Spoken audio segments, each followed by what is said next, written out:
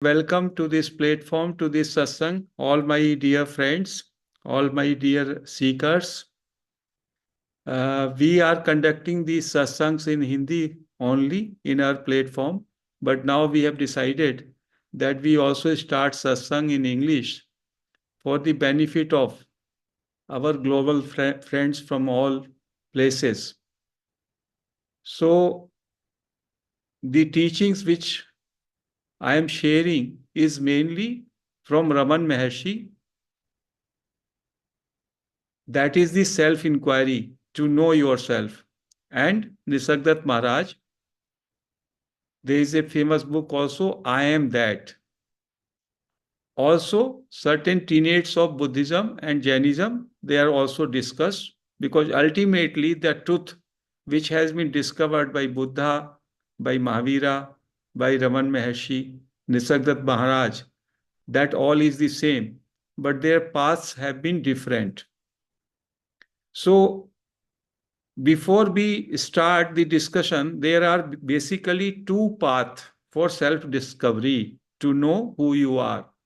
Because what is spirituality? The real spirituality is to know thyself, to go within, to dive within, and to know your true nature. Because all the masters, all the sages from all over the globe, be it the Christ or Chinese masters or Buddhist master, everybody is saying that you are divine, you are God. Old Testament also says that man is made as an image of God, or God has made man in his image. Our Upanishads also say that we are the image of God. So, how to realize that true nature? Because if a man realizes his true nature, then he becomes God. So, Upanishads say that since because of our instrument of body, mind, and senses, we are extrovert. Our mind is attracted outward, so we are not able to see divinity within ourselves. For that, we have to turn inward. Now, what does that turning inward means? So that is rightly explained, very beautifully explained and taught by Raman Maharshi and Nisargadatta Maharaj that we are going to discuss. So there have been two paths for self-exploration, for self-knowledge. One is the traditional path or progressive path of meditation. That is the path which has been taught by Lord Buddha and Mahavira 2600 years back. And most of the time, most of the places, most of the countries, we are following that or the path of prayer, as the Bible says. So these paths, these roads to self-discovery are slow, though they are steady. Progressive path of meditation is just moving like a ant. That is called Pipilka Marg.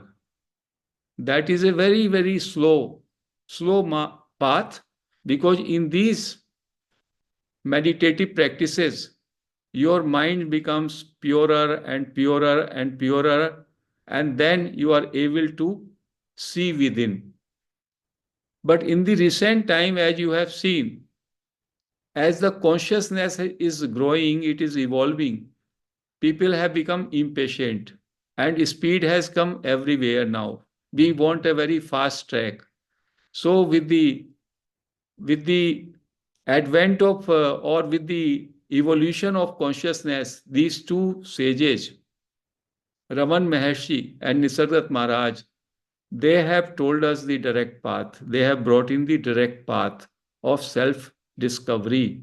Though this Advait teachings on non-duality, they have been propounded by Adi Shankaracharya.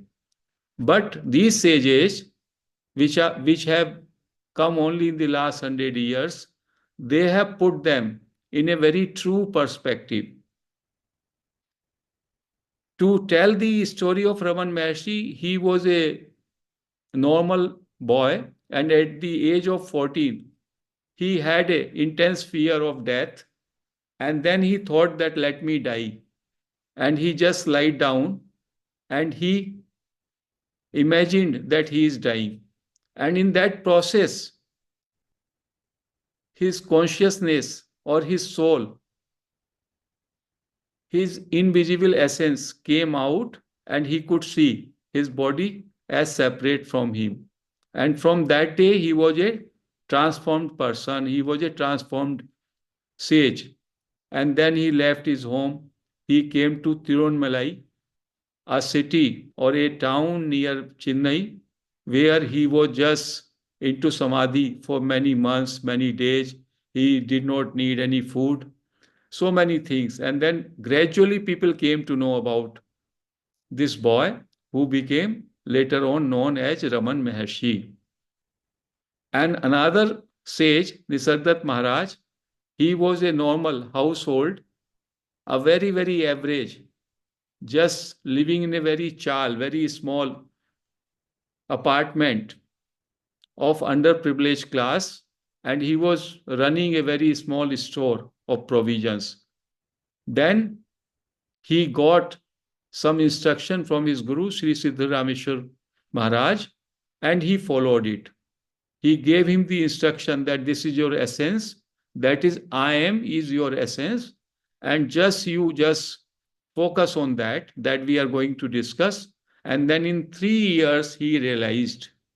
And these two sages were not very educated. Raman Maharshi was hardly educated, not more than fourth. He did not know English. He only knew Tamil and some other languages. And Nisargadatta Maharaj only knew Marathi. But then there was a UK journalist, Paul Brunton. Paul Brunton was a ardent seeker. He had heard that India is full of sages, full of realized masters. So he came to India in search of meeting some realized sage. And he wandered and wandered for more than 1.5 years. And he got frustrated. He went wherever he found people were doing miracles. But since the British people or the people from Western countries, they don't have much, belief in these miracles, at least he could not be convinced that these were the realized sages. So he was very frustrated and upset, and he thought that now his entire purpose of journey to India, with the expectation he came, it is not going to be achieved. So he was going back, and before going back, he met one Shankaracharya in Kachi Koti Pitam, and he expressed his anguish. Oh, I expected that I'll be meeting so many realized sages in this great country. I wandered, I went here and there. I did not find anyone. So he says, now you will find one. You go to Tirunmalai. So he, from that place, he just went to Tirunmalai and he met this Raman Maharshi.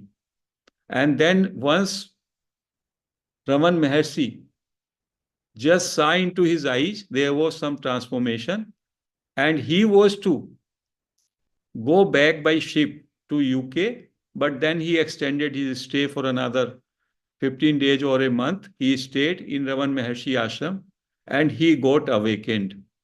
And then he wrote a book, A Search into Secret India. That book can be read by anyone because he is narrating his own experiences with Raman Maharshi. And when this book got published, then all over the world, people came to know about Raman Maharshi, who is Sage Raman Maharshi. And then people from all communities, from Christianity, Jews, Parsis, even some Muslims, all over the world started coming. And there were certain persons who came here only just to meet, and then they stayed there only. One Mr. Cohen, his samadhi is also there. So he was of that type, Raman Maharshi. And so the Nisargadatta Maharaj. Certain people from France and other Western countries, they came, they met, and then he became very famous and popular in Western countries. And then people will come, there will be a translator, and he'll explain this non-duality wisdom, and people will got immediately. There will be some shift in their consciousness, and then he will say, now you can go. Whatever I wanted to teach, you have now learnt it. Now you cannot stay here, because his room was very small, just 10 or 12 people could accommodate. And certain people came to him, and he found that they cannot, they were not mature enough. Then also he will just send them back. So there is a famous book, I Am That. That book PDF we will post in our group. Anybody wants to read that book, that's also a very great book. Raman Maharshi, though small compilation, one is Who Am I? Another is Self-Inquiry Practice. That also we will post in English. Any brother, any seeker is interested, then they can download or they can just go through them. So that will make them, that will deepen their understanding. So these masters are telling us the direct path of self-realization. They are starting that you are already that. You are free here and now. So Nisargadatta Maharaj says, I am. And Raman Maharshi says, just inquire. Just inquire, who am I and what is this I? Ultimately, everybody wants happiness. We want joyful life. We want there should be no sorrow to us. So it is happiness should belong to me. I want happiness. So Maharshi is asking us, these teachings are asking, first find out who is this I which wants happiness. So is the Nisargadatta Maharaj. So entire spirituality consists in a very sincere quest to know who you are. Because I want happiness. Now, who is this I which want happiness? Because there is a confusion about this I. So this is the most intellectual and scientific approach, because if I find that the I am taking this I which is a illusion, which is not the correct I, then my happiness, and I am connecting my unhappiness with that I, so it becomes meaningless. So these sages are saying that your real I, your real nature is embodiment of happiness itself. That is bliss itself. But the I which you are assuming, that I is an illusion. It is a delusion. What is that I? That I is ego. So just to describe it, what is this ego? If I ask you, who are you? If suppose I meet you on the way, who are you? Or somebody asks me, who am I? What introduction I am going to give? Just now also Madam gave my introduction. That introduction was not of my essence. That introduction was of my personality only. That introduction relates to your body, when you were born, what was, in which family you have been born, which religion or which ideology your family and you are having, what are the details of your family, what is your education, what are your achievements, and what are your visions for future, what are your expectations, what is your age now, what is your gender, what is your nationality, all those things. So this is a story, this is your history of your body and mind. This is your introduction. So these sages are saying this introduction of your I is not your real introduction. This is not the introduction of your essential identity. Your essential identity is formless, nameless, and that is changeless, and that is pure consciousness or pure awareness. That is called self. That is called self or pure awareness. which is infinite, never changing, ever fresh, ever shining, ever blissful, and there is no birth or death on this. So these sages say that this thing, don't accept when I am saying this. You can, in your quest through your self inquiry, you can yourself realize your true nature. As the Bible says, God has made man into its image. So it is not by just saying only. You have to realize, you have to discover your true self, your true nature. That is divinity. Because divinity is immortal. So I am identifying myself with this body, mind, intellect, my ideologies, my changing body, and then I am in a sorrowful state. Because at the level of body and mind, I always face pleasure and pain. At times I am having sorrow and suffering. At times I am having joy. There can never be a state at the level of body and mind that somebody is continuously happy, continuously blissful. That can never happen. So these masters are saying the only mistake, only ignorance you are committing is you are taking this psychosomatic apparatus, ego, as your I. This is not the true I. This is the changing phenomenon. This is a psychological, psychosomatic, yeah, pseudo identity in which a self image has been created by you. This is just record of so many stories. They keep on changing, changing, changing. And you keep on talking about that. I was born, I did this, I did this, I achieved this, I achieved that, all those things. But they are just flowing. I mean, they are changing. Your body is constantly changing. In the At the childhood, you were 2 pound or 4 pound. Now you are 100 pounds or maybe more than that. And then when you grow old, again you will start losing your weight. So are your ideas at the mind level. Your ideas, even in the morning you had some idea, now you have some other idea. So is your emotions. So are your relationship. So everything is changing. Buddha says anitya.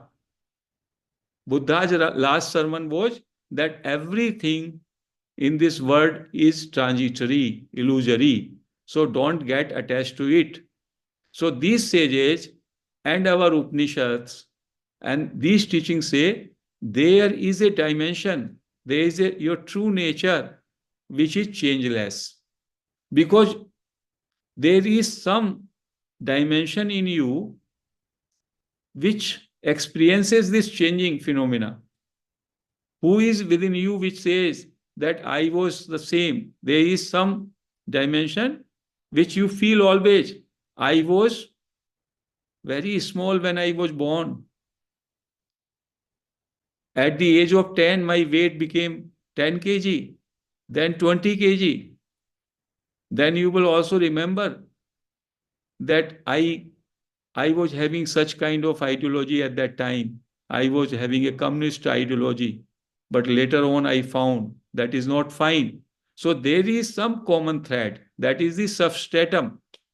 That there is some continuity. There is some dimension in you which is changeless. Only that dimension always feels I am the same. Even now you talk. And if you go back to your childhood, you feel you are the same. Though your body, your mind, your thought process, everything has changed. So changeless can always be experienced by a changing phenomena, or changing body and mind can always be experienced by a changeless substratum. So these sages have said that this self, which is in nature of kind of foundation, substratum, and it has illumination also. It is shining also. That is your essence, and that is formless. It has no name and no form. And they gave very good example. What is that example? Like the cinema screen. Now, cinema screen remains the same, and cinema screen also has illumination. And the movie, when it is displayed there, then movie keeps on changing. So the sages are saying that similarly, your that dimension, the true nature, reality, that is changeless like a screen. And on that screen of awareness, your thoughts, your activities, they all are just like a movie. And you become so much occupied in your bodily activity, in your mental thoughts, emotions, and feelings. You have lost touch from that substratum, which is your true self. So, Maharshi says that if you are outward, Upanishads say that our mind is made of such type that this always runs outward. It through with the aids of five senses. We have five senses: seeing with eyes, hear, listening by ears, smelling by nose, taste by mouth, and touch by hands.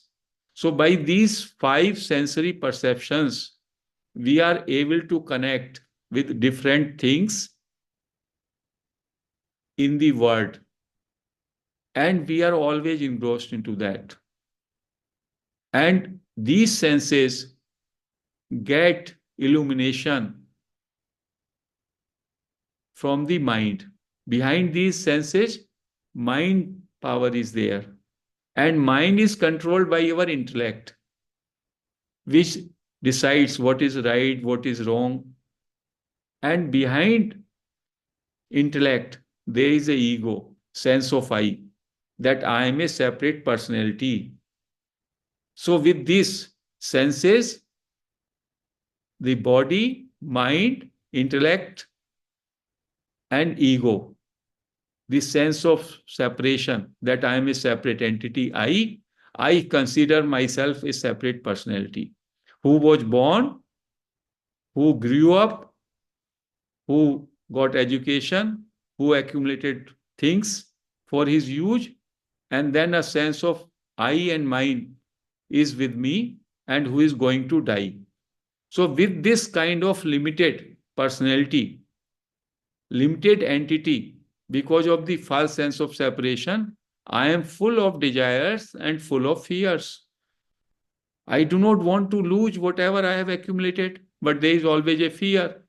And then there is also a fear of death, because I identify myself as a body or mind, so I am going to die. So, because of this, two false things have further emanated, because I have falsely considered myself as a separate entity, having a body, mind, intellect, and sense of ego. So there I am full of desires, because at the level of body, mind, I am very limited. I have some wants. I want to grow. I want to expand my strength by increasing my relations, by accumulating more resources, by trying to be more strong in terms of physicality, increasing my longevity. But still, whatever I accumulate, then also I cannot be satisfied, because there is no end to it. There is no end to desires. So the desires and fear of death and fear of losing whatever I have achieved, this is based on false sense of ego, that I am a separate entity. So these masters are saying, instead of doing so much, I mean, most of the traditional wisdoms, they consider yourself as a separate entity, and then they want to make you happy and joyful. These masters are saying that will never make you happy. The happiness, real happiness, eternal happiness will come when you understand who you are. Once you understand your right being, which is immortal, which is infinite, which has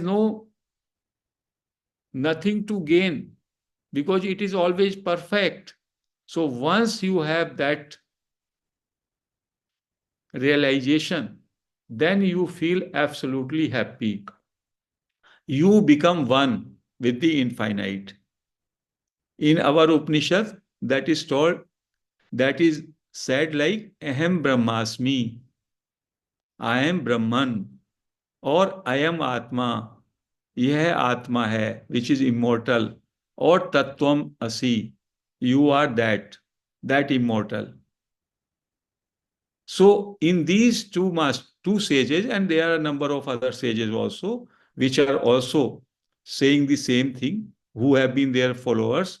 In these teachings, these masters are saying, if you feel that you are going to discover your divinity in some future, so then future will never come. Then it will be an unending chain of expectation. You will do some meditation and you will say, I have to do more meditation. I have to do more meditation. And that thing which you are expecting to happen in some future, it will remain in future. And if there is a sense of time, then there is a mind also.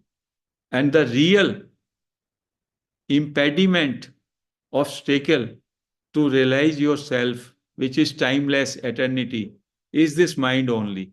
Because mind and time go together. Mind means bundle of thought, and thought is only past or expectation of future. So you have to transcend the mind to realize your true self, which is eternity. With mind, you cannot realize your true self. When mind is eliminated, then only the self is revealed. When mind is in working, self is concealed. This is what these sages are saying. Your true awareness gets covered by this ego, which is ego is another name for mind. Because mind contains your body also. Mind and intellect and sense of I, they are all together. Raman Maharshi says, this is only I. And he gives a very beautiful example which he takes from the Upanishad. Every one of us passes through three states in 24 hours. One is this waking state, when we see things around us, people around us, scenic view around us, that is called sansara. Second state is when you are in dream state. In dream state also, there is some other kind of world created in which you may not be having the same identity which you are having now, but you are there. Maybe you are in some other role. And your mind projects a dream, and in that dream also, so long as you are there, you take that dream also true. And then there is a deep sleep state without dream. So these sages are saying, then when you go into the sleep state, then you leave away everything. You get dissociated from your mind, you get dissociated from your intellect, from sense of I also. Ego also gets suspended at that time. Body also gets totally shut down, and you go into the sleep. And when you get up, then you come to know, oh, I went into such a sound sleep. I didn't know where I was. So when you go to sleep, then this egoic I, it gets into darkness, or it gets suspended, it dissolves. And when you get up in the morning, again it re-emerges. So these sages are saying the real culprit, the real obstacle, the real impediment is this I, which is your egoic I. And you have wrongly identified your I with this I.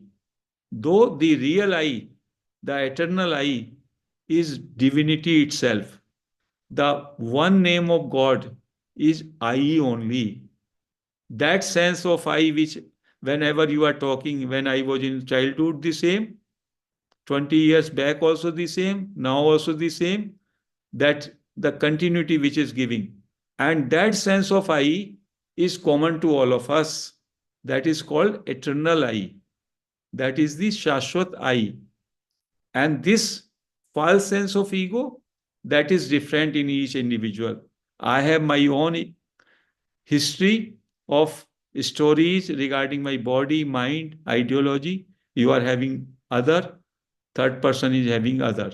So at the ego level, we all are different. We are all are different personalities. Personality term is derived from persona, which is mask. So this your body, mind, and there are different other bodies also, koshas, five sheets. They all are your masks only, these sages are saying. They are just your uniform or coverings. And beyond this, you have that nameless, formless essence, which can be called being, or which can be called self. And that self is one only for all. That substratum is one for all. It is not that I have a different self, you have a different self, third person have a different self. Non-duality means at the essence level, we are not dual. We are one only. At the level of at the level of appearance, apparent level, we feel ourselves different. I am a different body, you are a different body, animal kingdom is a different. So in the essence, we are the same non-dual, and appearance wise, we are dual. Like the essence of cane, sugar cane, is sweetness. Any sugar cane, maybe in different countries, the names and forms of sugar cane may be different. But the essence of theirs is only the sweetness. Same way, our essence is that consciousness only, the self, which is the substratum, foundation for everybody's, that is the existence itself, and consciousness, existence and shining character, illumination, and that is blissful. So once we realize this, then sages say, then you are out of fear, you are out of death, and you are out of desires. Automatically, you will be free from desires, free from urges, free from fear, free from death. Any fear is gone because you consider yourself that non-dual reality, which is Brahman, which is all pervading. You are everywhere and you are that. So these two sages of the recent times, they have realized that state, and they have not only realized, with their wisdom, so many people coming from all over the world got that realization. And it is very much described in the compilation. So it is authenticated.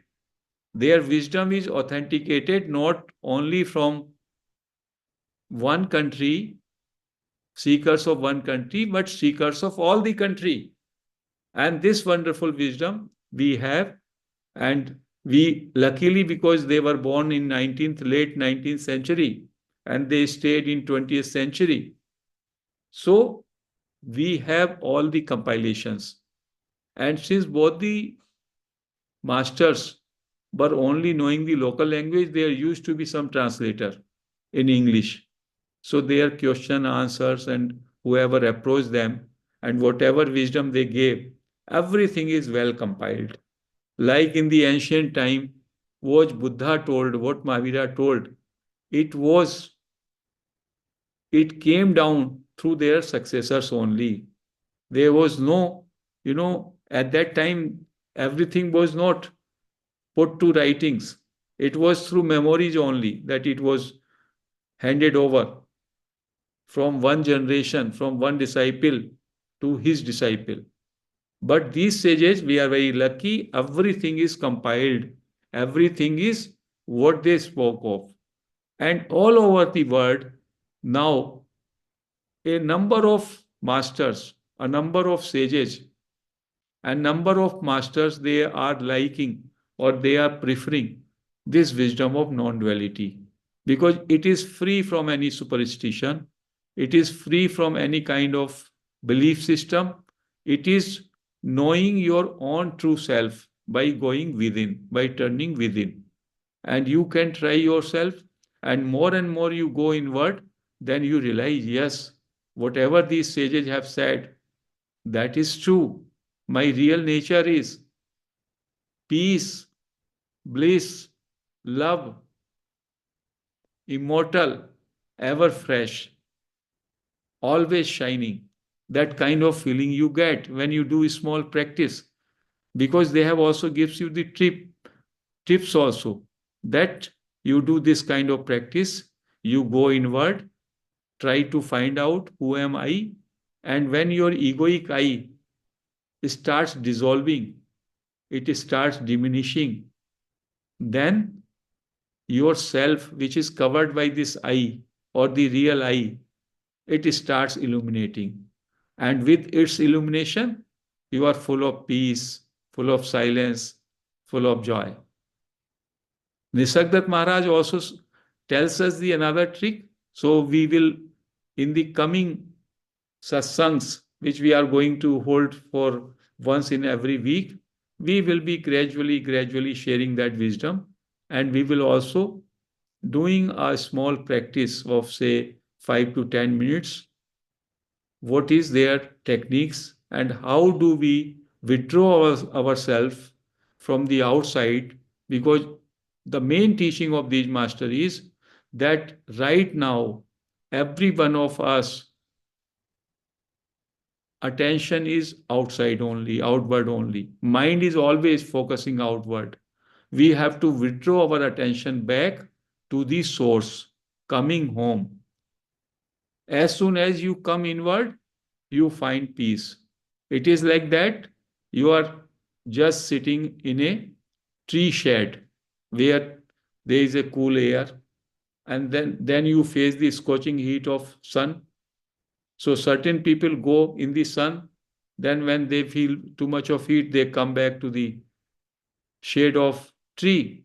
So going inward is just like a shade of tree. If you realize why you will like to go outside and suffer, suffering is your wrong identification with a false sense of I. First, you create a delusion, and based on delusion, you start craving for something, though already you are unlimited, infinite. This analogy is given like there was a king and he had a prince, a very small, 2, 3 years, and then he went once to a forest. In the forest, when he was, his son or his this prince also was very fond of his father, and father was so he also took this boy, this kid, into the forest. And when this king became busy in hunting, then this boy, this small kid, just got down from their cart and then it disappeared into the forest. Nobody could trace him out where he had gone. They all were crying. But what happens? Forest is forest, dense forest. They searched here, there, they did not find. Then the king came back And then, as the time is healer, they all forgot about that prince. 25 years passed. At that time, the king, the father, was very young, and at that time he was ruling. So there was no need for him also, except at times he would remember for his boy, son, and then he will just forget it. But when he grew old and he did not have another child, then there was a problem. Who will succeed him? So then they thought, his Senapati and other courtiers, they thought, let us try, let us explore again. Might be that his son, that prince, must be alive somewhere. So they again went in those areas, they sent their sepoys there to find out, their spies to find out. And then somebody told, we do not know, but there is a very handsome boy, young boy of 20-25 years age, and he is resembling in his features, in his physicality with this king. So they found out, they went to that house where he was living. He was wearing only very torn clothes like a poor person, because they were the tribals who were keeping him with him. So they asked their parents, his parents, and the parents told, no, he is our boy, he is our son. The lady came, yes, they told, no, no, but he doesn't look like you. You are black skinned. He is very handsome, very white. How can it be? No, no, we are very fond of him. We did not allow him to go into the sun. We are going into the sun. All kind of stories they were telling. But when some more constables come, then they became afraid. Then they told, one evening, one night, this boy was crying, a small child, and we did not have any child. So we picked him up and we have taken best care. He is our prince. We take him as a prince. Then they came to know he is the same son of the king who was lost. So they came, the Senapati had come with the that cart, that's kind of throne of the king, and he told him that you are the prince. The moment he came to know that he is the prince, his entire gestures immediately changed. Earlier, he was behaving like a very underprivileged, a deprived person. Now he had a new dress he wore, and then with all his royal grace, he climbed into that cart and he came back and he became the prince, all powerful. The same thing is this, that if you turn within, you just your sense of ego, sense of separation, if it gets collapsed or it is eliminated, then you have that glory of yourself. That is your true nature. That is just like this story, that though you were the prince, you were the king's son, you are the God's son, but you have forgotten. You have considered yourself a very, very small entity, and then you are allured by the outside things. So these sages are saying, look within, turn within, try to know who you are by investigating your egoic I. And when you investigate again and again, you will come to know this I does not exist. It will take a flight into the source, and the real I, the source, which is eternal, which is reality, this will shine in its glory. And that is the realization. And this is possible not in many janmas, it is possible here and now, within no time. The moment you start understanding this, lot of peace will start flowing into you, because it is your story. It is about your true nature. Like that boy who was lost, who was considering himself as a son of a tribal. Then he was feeling deprived. The moment he was told that he is a son of a king, immediately he started feeling all powerful, full of joy. The same thing when you are told that you are a glorious self which never dies, which is limitless, you are all pervading.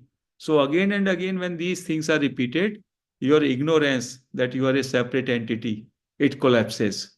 And then you realize your glorious self.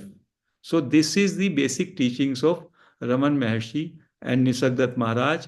And then there are some practices for this that we will discuss in the next satsang, because it will also take at least 15, 20, 30 minutes. Of course, we have some videos in Hindi of practices of 10 minutes. If you want to do it, you can do it. And if some of you don't know Hindi, then they can listen to that also. And then we will continue with this kind of satsang in the succeeding, in the coming weeks. And depending upon the interests of our seekers from overseas, we can increase its frequency also. So today I conclude this satsang here, and now we will invite the seekers for their queries and doubts, if any. So